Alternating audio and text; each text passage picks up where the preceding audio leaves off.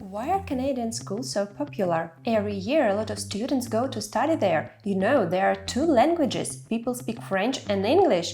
And what about sex education lessons at school? Welcome to Intelsphera. Let's talk about schools in Canada. There are 10 provinces with 3 territories to the north, and the local authorities can change some options in the Education Act and set their own school rules. School education is compulsory up to the age of 16 in every province in Canada, except for Manitoba, Ontario and New Brunswick, where the compulsory age is 18. There are 12 grades and 3 stages: elementary, intermediate and secondary education. One of the unique aspects of the Canadian public school system is the amount of decentralization and the degree to which schools are run by local school authorities. Many very young children attend preschool before they enter elementary school. Most children usually start school when they turn 6 years old. Parents can choose a private school or a public one. And guess where are stricter rules?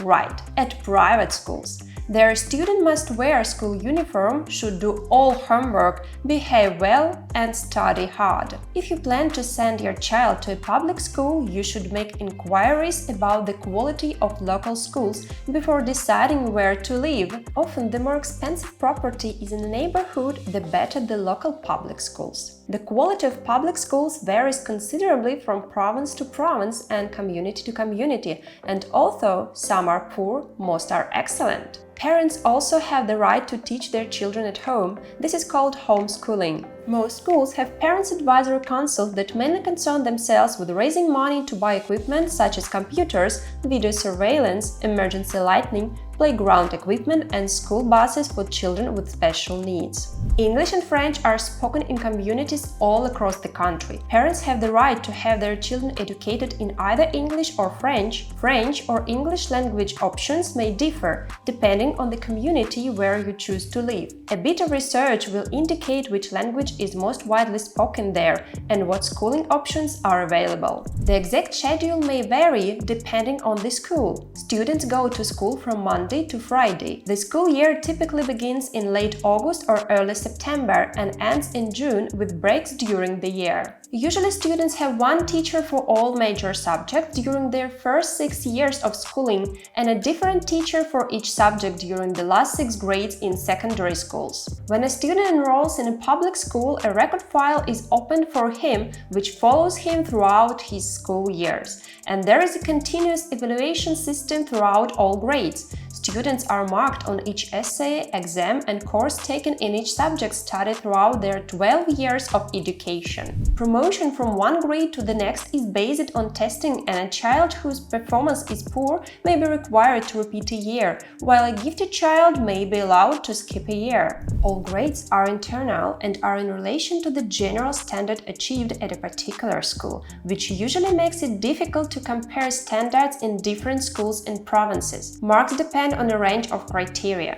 These are students' performance in tests during the year, participation in class discussions, completion of homework assignments, and independent projects. Students receive a report card at least twice per year. In some districts, it may be up to 6 times per year, which shows their grade in each subject they're studying. Schools can offer additional or extracurricular activities in which students can participate during and outside of regular school hours. These activities help children build leadership, physical and social skills. Secondary or high school begins at grade 9 in most areas. They receive a secondary school diploma when they finish. School sports are popular in Canada, although most take place outside school hours. Team sports have a high profile at high school, and being on the school team is more important to many students than being top of the class. Many other school-sponsored activities take place outside school hours, including science and nature clubs, musical organizations,